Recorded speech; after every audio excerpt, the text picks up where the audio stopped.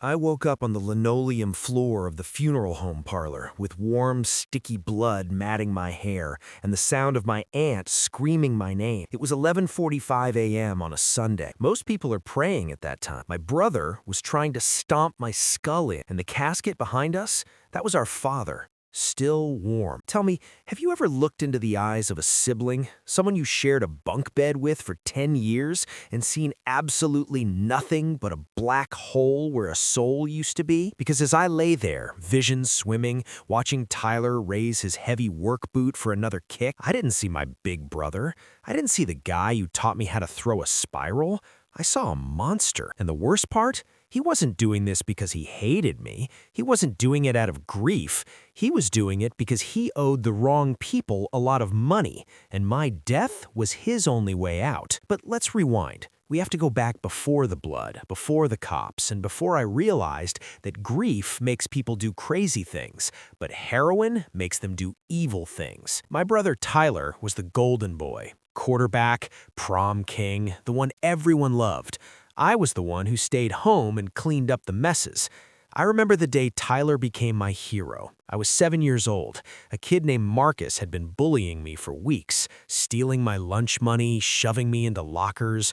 One day, he followed me home. Tyler was 16. He saw Marcus push me into the mud. He didn't say a word. He just walked over, picked Marcus up by the collar, and threw him into a trash can. Literally, lid and everything. "If you ever touch my brother again," Tyler said, "I will break every bone in your body." Marcus never looked at me again. That was my brother, my protector, my hero. Golden boys don't stay golden forever. I remember the exact moment I knew something was wrong. Tyler was 26. He came home for Thanksgiving. When he hugged me, I felt his ribs through his jacket.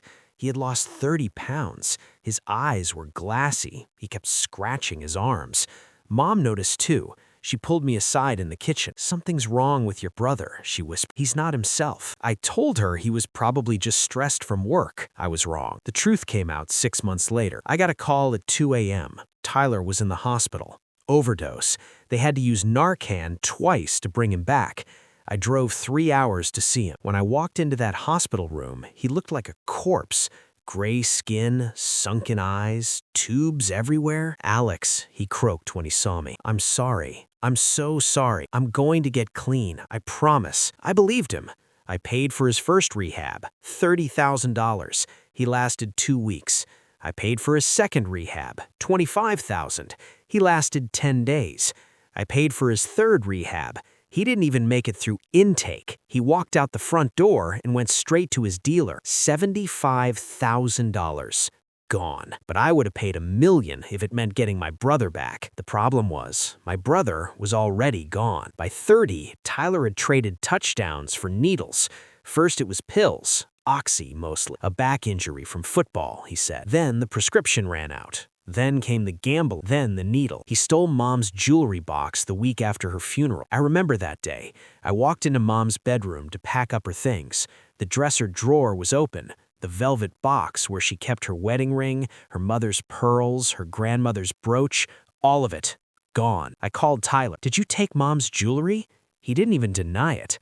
"I needed it, Alex. I'll pay you back." "Pay me back? Those were heirlooms. Those were irreplaceable." He hung up. After that, he stole Dad's tools. He stole my laptop. He even stole the jar of quarters I kept in the laundry room for the meter. But the moment I knew he was truly gone, I came home one day and found him in Dad's room. Dad was at dialysis. Tyler was holding a pillow over the bed, not doing anything, just standing there, staring at the empty bed, holding a pillow with both hands, practicing. "What are you doing?" I asked. He didn't even flinch, just looked at me with those dead eyes. "Nothing, just thinking." Put a lock on Dad's door. Called a family meeting the next morning. Changed the locks. Get clean or get out. He chose the streets. Before he left, he stood on the porch and looked at me. "You're gonna regret this," he said. "Dad dies, I'm getting my share. And if you try to stop me, I'll take it myself." Thought he was just angry. Thought he was just lashing out. I didn't realize he was making a promise. We hadn't seen him since, but I kept tabs on him. Couldn't help it. I hired a private investigator 6 months after he left. I told myself I just wanted to know if he was alive. The PI found him living under a bridge in the warehouse district. He was running with a crew of other junkies, stealing from cars, breaking into houses, doing whatever it took to get the next fix. The PI also found something else. Tyler owed money. A lot of money. Not to a bank, not to a credit card company, to a man named Victor Reznik. The PI paled when he said the name. "You need to stay away from this, Mr. Harrison," he said. "Reznik is not someone you negotiate with. He's someone you run from." "How much does my brother owe?" PI hesitated. $80,000. And it's growing every day. The interest alone is $5,000 a month. I thought about paying it for about 10 seconds. Then I remembered the pillow. I let it go. I told myself Tyler had made his choices. He could deal with the consequences. I didn't know those consequences would show up at my father's funeral. Dad died on a Tuesday. Massive heart attack. He was watching Jeopardy. He got the final Jeopardy question right. Said the answer out loud, and then just stopped. The hospice nurse said he didn't suffer. She said it was peaceful. I don't know if I believe that. Nothing about death feels peaceful when you're the one left behind. I handled everything. Funeral home, the flowers, the obituary, the will. Dad had changed his will 6 months ago. "I get everything," he told me. "The house, the life insurance, the savings, everything." "What about Tyler?" I asked. Dad's face went hard. "Tyler is dead to me," he said. "He died the day he put that needle in his arm. I have one son now. You." I didn't argue. Part of me was relieved. Part of me was sad. Part of me knew that when Tyler found out, there would be hell to pay. Put an obituary in the paper. I didn't know how else to reach Tyler. I didn't have his number. I didn't have his address. I just wrote the date and time and hoped for the best. Looking back, that obituary was a signal flare. It told Tyler exactly when and where to find me. It told him the money was coming. I was standing by the open casket, fixing Dad's tie, trying not to cry because I had to be strong for the relatives, when I smelled it. You know how some smells trigger memories? This smell triggered survival instinct. That distinct, acrid mix of unwashed sweat, stale cigarettes, and something chemical, something wrong. I turned around slowly. Tyler was standing in the doorway of the chapel. He looked like a skeleton wrapped in a dirty hoodie. His skin was gray. His eyes were darting around the room like a trapped rat. Track marks covered his arms. His teeth were brown. This wasn't my brother. This was a corpse that hadn't stopped moving yet. He didn't cry. He didn't look at Dad. He didn't acknowledge the casket at all. He walked straight up to me, and the first thing he said wasn't, "I'm sorry." It wasn't, "I missed him." It was, "Did he leave any cash?" 5 words. That's all it took to murder whatever love I had left for him. Dad's body was still warm, and Tyler was already counting the inheritance. I felt a rage I didn't know I possessed. It started in my stomach and burned its way up my throat. "Dad is dead, Tyler," I hissed, trying to keep my voice down. "Show some respect." Tyler laughed, a twitchy, erratic sound that made the guests turn around. My Aunt Martha gasped. "My cousin dropped your prayer card." "Respect doesn't pay my tab, little brother. I know he had life insurance. Mom told me years ago. $500,000, right? Where's the check?" I walked up to him. I should have backed down. I should have called security, but I was grieving and I was angry, and I wanted to hurt him the way he had hurt us. "Dad left you no dime," I said, my voice loud enough for the gathered guests to hear. "He changed the will 6 months ago, Tyler. I get the house. I get the insurance. You get nothing."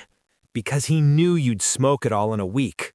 The room went silent. You could hear a pin drop. I watched his face. I expected anger. I expected screaming. What I got was worse. Tyler's face went blank, completely blank, like someone had unplugged. He just nodded, slowly, licking his cracked lips. "Okay," he whispered. "Okay." Then he smiled, a small, terrible smile. "You know what, Alex? You're right. I don't deserve anything." He glanced over his shoulder. quick, almost imperceptible, but I caught it. He was looking at someone outside, through the window.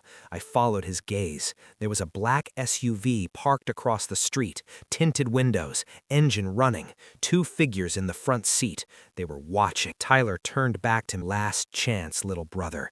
Give me $50,000 right now. Wire transfer, and I walk away. You never see me again. I should have said yes. Looking back, $50,000 would have been cheap. It would have bought me peace. It would have saved me 14 stitches and a ruptured spleen and months of nightmares. But I was angry, I was grieving, and I was tired of being his ATM. No, I said. Tyler's eye twitched. Think carefully, Alex. No, get out. He leaned in close. His breath smelled like decay. You don't understand, he whispered. If I don't pay them tonight, they're gonna kill me. And if they kill me, they're coming for you next. That's how it works. Family debt. Pushed him away. That's not my problem, I said. You made your choices. Live with them or die with them. I turned my back on him to walk back to the casket. That was the biggest mistake of my life. I heard the movement before I felt it, a rush of air. Tyler had grabbed a heavy bottle of whiskey from the memorial table, Dad's favorite brand, meant for a toast.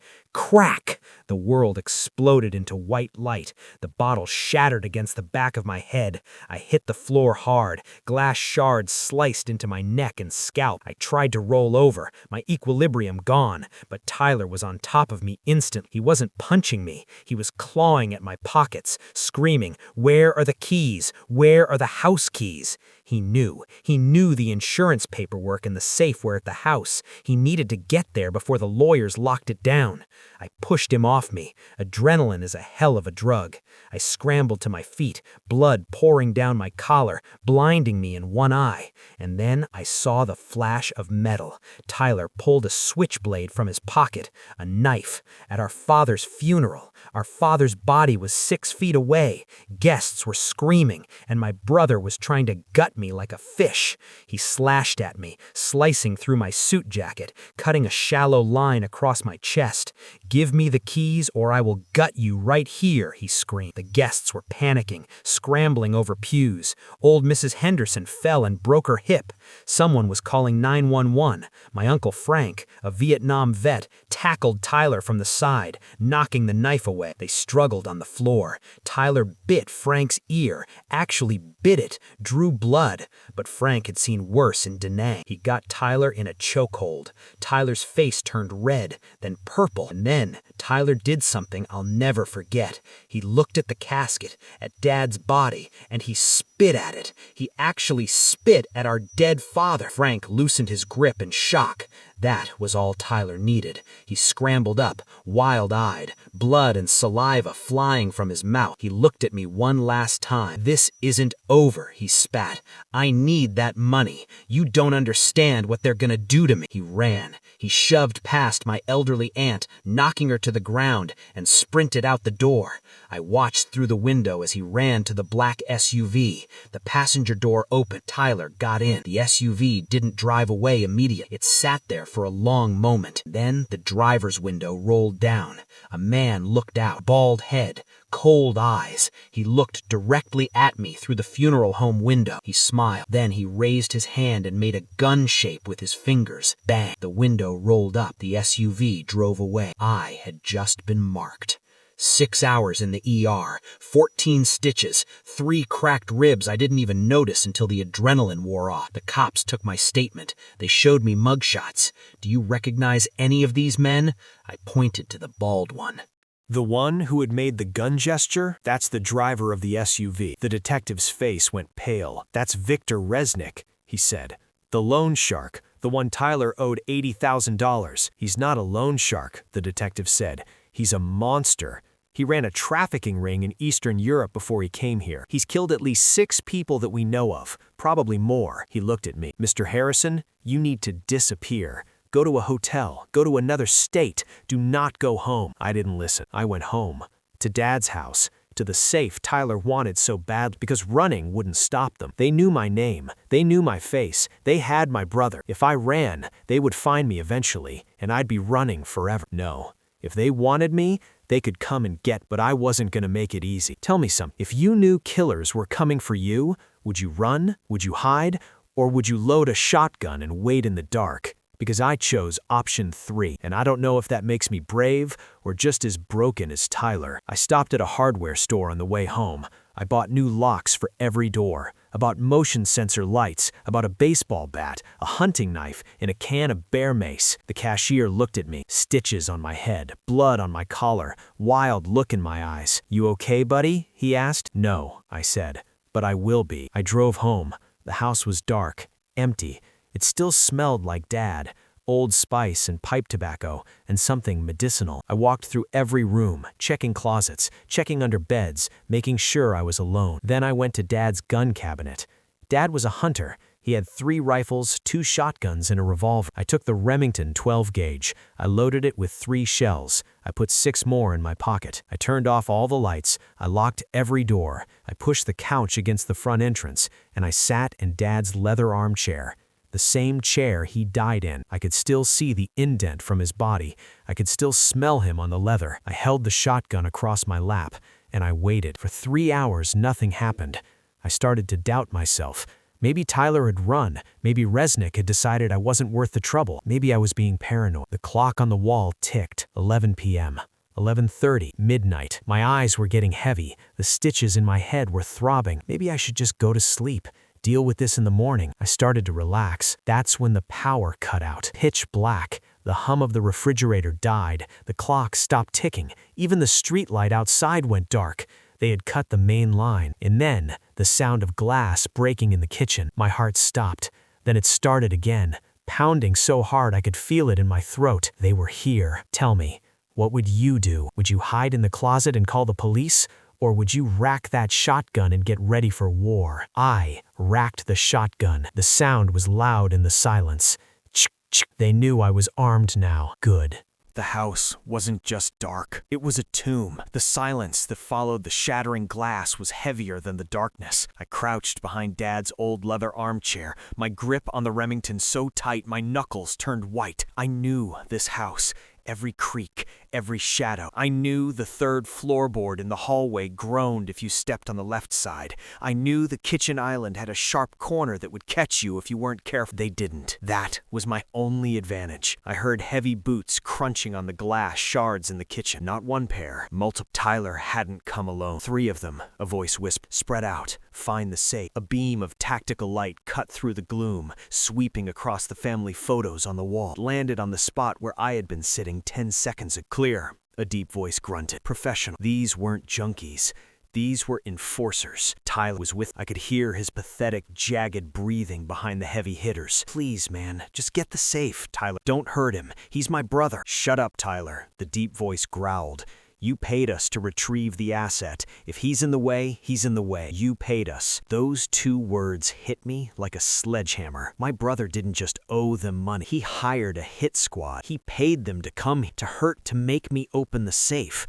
My own brother had sold me out to loan sharks. This wasn't a robbery. This was an execution. Something shifted inside. The fear didn't disappear, but it changed. It hardened into something cold, something sharp. If they wanted a victim, they picked the wrong house. I crept toward the hall, silent, one hand on the wall for guidance.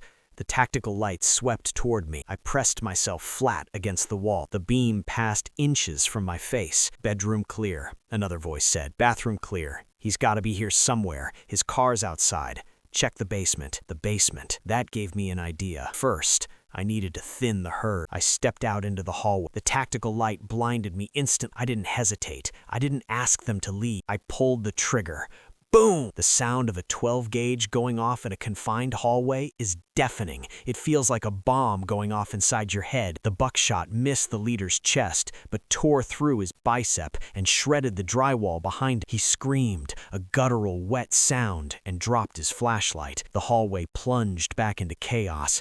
I pumped the shotgun, chick. But before I could fire again, a shadow tackled me from the side. It was the second enforcer. He hit me like a freight train. The shotgun flew out of my hands, skittering across the hardwood floor. We crashed into the side table, shattering a vase Mom had brought back from Italy. My head slammed against the floorboard, reopening the wound from the whiskey bottle. Warm blood poured into my eye. This guy was huge, 6'4" at least, 250. He smelled like leather and tobacco. He straddled my chest, pinning my arms with his knees. I saw the glint of a knife in his hand. He wasn't trying to subdue me. He was trying to end me. "You should have just opened the safe," he grunted. I bucked my hips, thrashing wildly, screaming. The knife came down. I twisted at the last second. The blade plunged into the rug, inches from my ear. I headbutted. In the movies, this knocks the guy out. In reality, it felt like headbutting a brick wall. Stars exploded in my vision, but it stunned him just enough.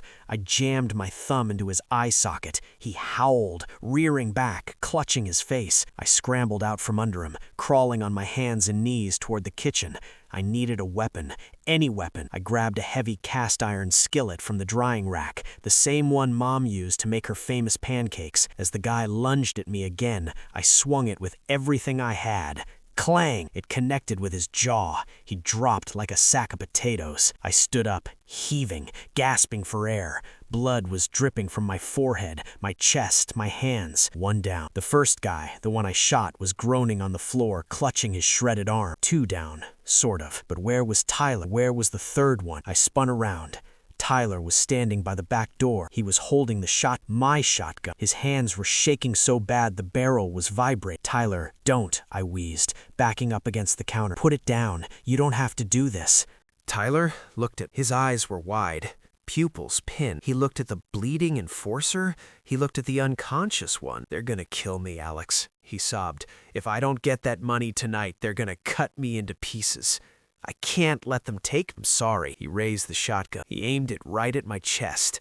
I saw his finger tighten on the trigger, and in that moment, I didn't see a monster. I saw my brother, the kid who used to let me sleep in his bed when I had nightmares, the teenager who beat up Marcus, the young man who taught me how to drive, how to shave, how to talk to girls, the man who was about to kill me for drug money. "Tyler," I said, my voice cracking. "Remember when we were kids? Remember the treehouse Dad built for us?" He blinked. "Remember what you told me when I was scared to climb down? You said you'd always catch me." A tear rolled down his cheek. "Remember when Mom got sick? You held my hand at the hospital. You told me everything was gonna be okay. You promised we'd always have each other." His hands were shaking worse. The barrel was wobbling. "I'm still your brother, Ty. I still love you. Please. Put it down. We can figure this out." For 1 second, I saw the real Tyler, somewhere deep inside. His finger relaxed on the trigger. "Alex," he whispered, "I'm so tired. I'm so tired."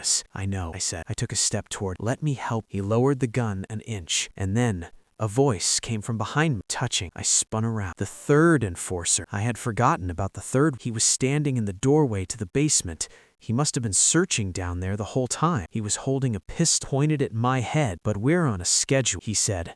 "Open the safe, now, or I shoot you and your junkie brother both." Tyler's face changed. The softness disappeared. The Tyler I had reached, the one who remembered the treehouse, he vanished. The monster came back. "You heard him," Tyler said, raising the shotgun again. "Open the safe, Alex." They were both pointing guns at me now. I was surrounded. "Tell me, what would you do?" I made a decision. I laughed. Both of them stared at me like I was crazy. Maybe I was. "What's so funny?" the third enforcer demanded. "You're standing in a gas leak," I said. "What?" I pointed at the stove behind me. One of the burners was hissing. I had turned it on when I ran through the kitchen. The smell was faint, but it was there. "You pull that trigger," I said, "we all die." The enforcer's eyes went wide. "He's bluffing," Tyler said. "Shoot him." The enforcer hesitated. "Am I?" I asked. "You want to take that chance?" For 3 seconds, nobody moved. Then I grabbed a lighter from the counter and flicked it. The flame was tiny, but in that gas-filled kitchen, it might as well have been a bomb. "Everyone out!" the enforcer screamed. He turned and ran for the back door. Tyler panicked. He pulled the trigger. Blam!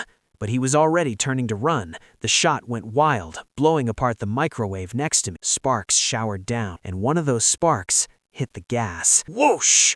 A wall of blue flame erupted from the stove. I dove for the basement door, threw it open, and tumbled down the stairs into the darkness. Behind me, I heard screaming. I heard the roar of fire. I heard Tyler shrieking my name. I slammed the basement door shut and threw the deadbolt. Above, my childhood home was burning, but I was alive for now.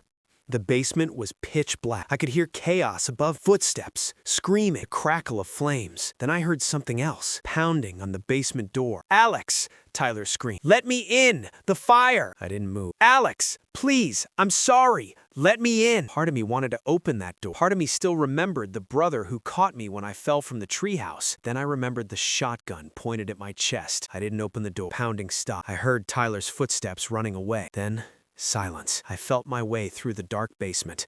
Dad had built this place like a bunker. Concrete walls, steel-reinforced door. One way in, one way out. There was a small window near the ceiling, big enough for me to squeeze through. I found a crate and climbed up. I could see the backyard. Fire was spreading. Orange light flickered across the grass. And then I saw Tyler and the two enforcers. They had made it out. They were standing by the back fence, watching the house burn. The third one, the one who had been in the basement with the pistol, was holding his phone. "Yeah, the house is on fire," he said. "No, we didn't get the safe. The brother's still inside, probably dead." Tyler was staring at the flames. His face was blank. "We should go," the wounded one said. "Cops will be here soon." Tyler didn't move. He was watching the fire. Then he smiled. "Let it burn," he said. "If I can't have the money, neither can he." That's when I knew. There was nothing left to say. My brother wanted me dead. I squeezed through the basement window and dropped into the backyard. I landed hard. Pain shot through my ribs, but I didn't make a sound. I crept along the fence line, staying in the shadows. Tyler and the enforcers were still watching the fire. Their backs were to me. I could have run. I could have disappeared into the night and never looked back. But the safe was fireproof. Dad had made sure that even if the house burned down, the safe would survive. Inside that safe was everything. The insurance paper, the will, the deed to the property, $100,000 in cash that Dad had kept for emergencies. If I ran, Tyler would sift through the ashes. He would find the safe. He would find a way to crack it. I couldn't let that happen. I circled around to the front of the house. The front door was still intact. Fire was spreading from the kitchen, but it hadn't reached the living room yet. I had maybe 5 minutes, pulled my shirt over my mouth, and ran inside. The smoke was thick. Heat was intense.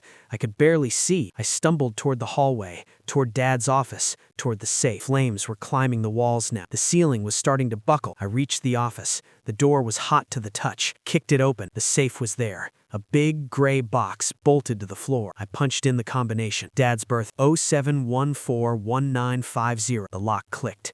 I yanked it open. Inside was everything. Cash, documents, a small velvet box I didn't recognize.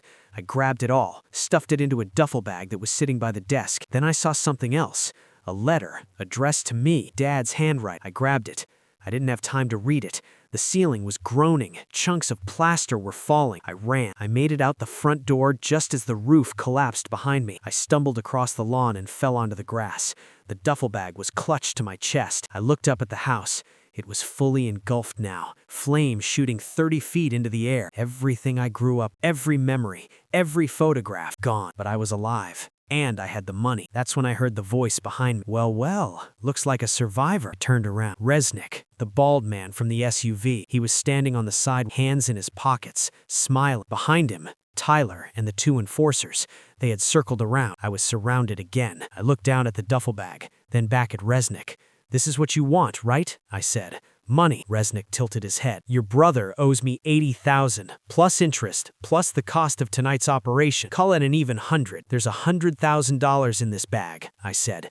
"Take it. Take all of it, and leave me alone." Reznik smiled. "That's very reasonable of." He stepped forward. "But you see, there's a problem. You shot one of my men. You burned my other one, and you made me look bad in front of my crew." He shook his head. "Money doesn't fix that. Blood fixes that."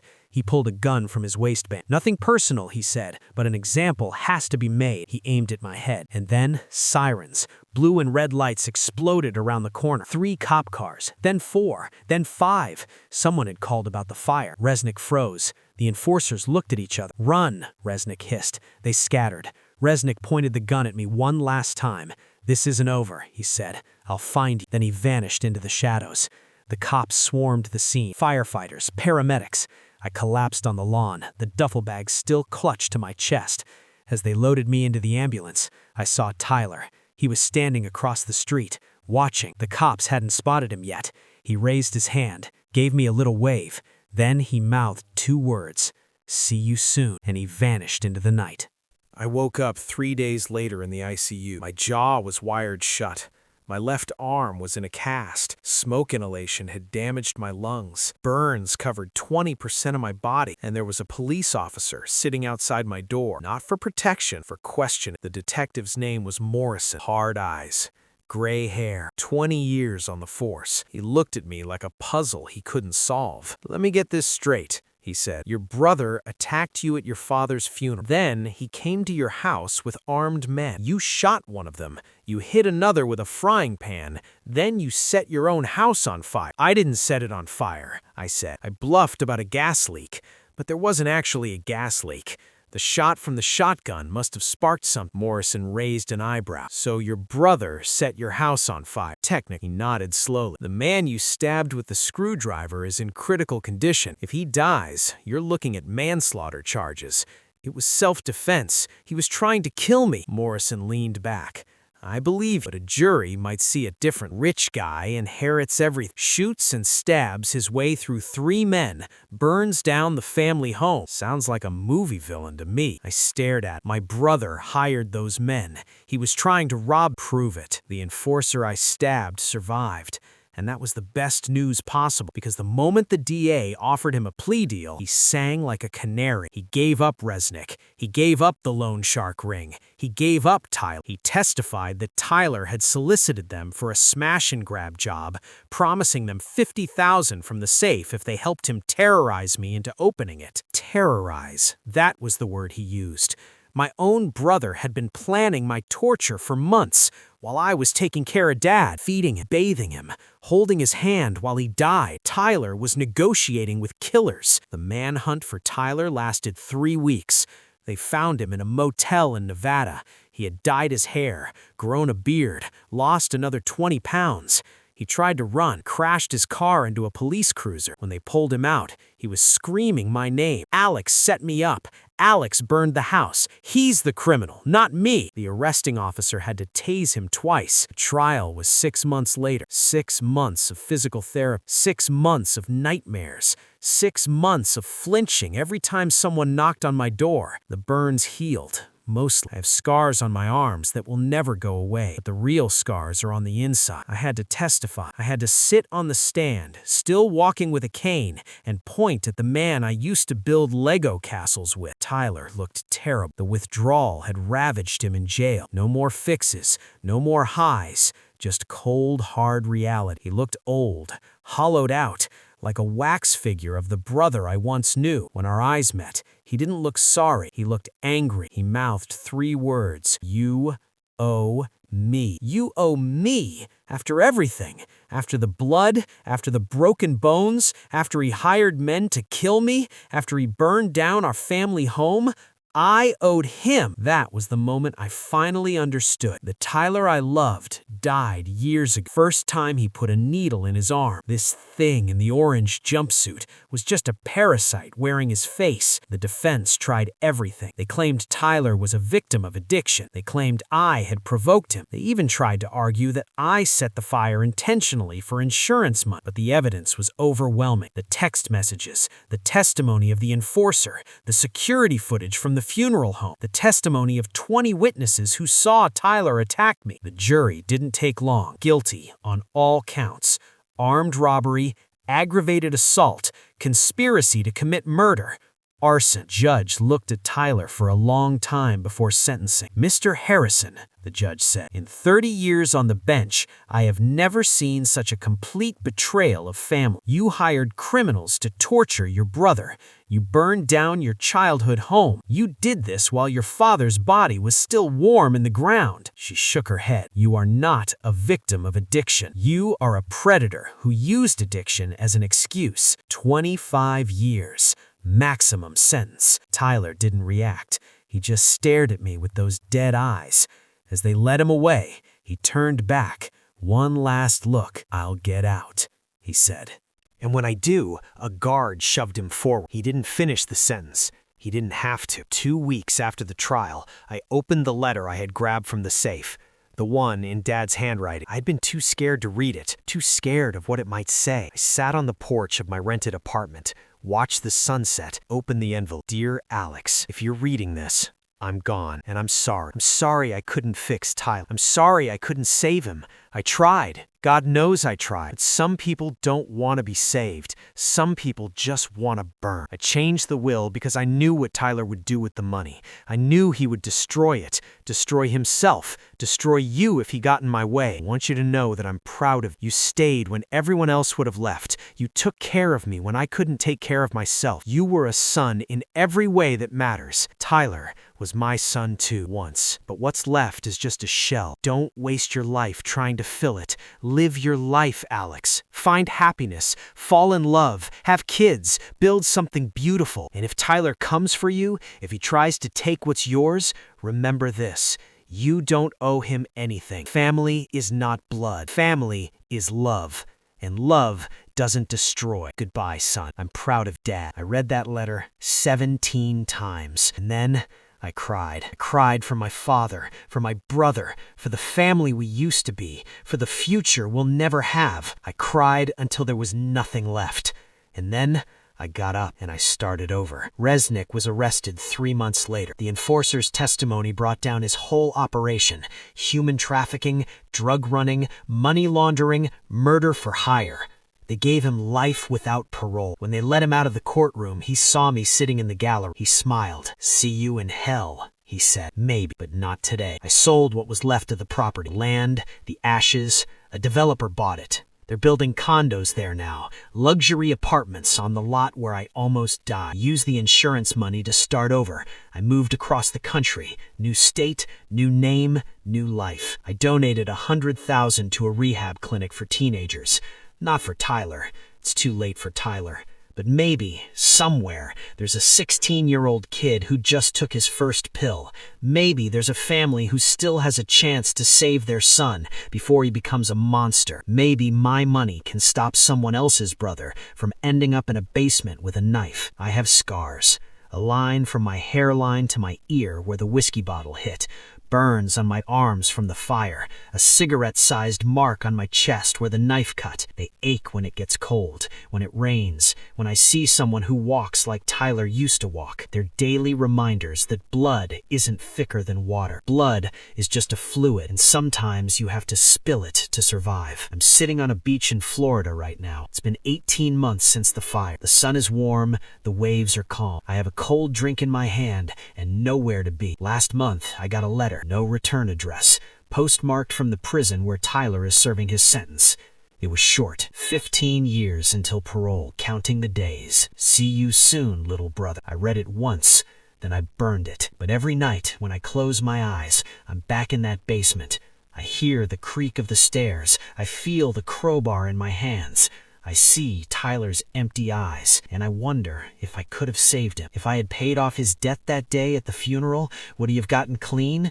If I had said yes instead of humiliating him in front of everyone, would he still be my brother? Or was he already gone? Long before the funeral, long before the knife, long before any of it. I don't know, and that's what haunts me. So let me ask you something. If your brother hired killers to torture you for money, would you forgive him? Would you pay his debt and pray he changes? Or would you do what I did? I think you already know the answer, but I need to hear it, because in 15 years, Tyler will be eligible for parole, and I need to know. When he comes looking for me, should I let him find me, or should I disappear again? Tell me what you would do, because some nights when the scars ache and the nightmares come, I still wonder if I made the right call. Was 25 years enough, or did he get off easy? And when he gets out, what happens then? Thanks for listening.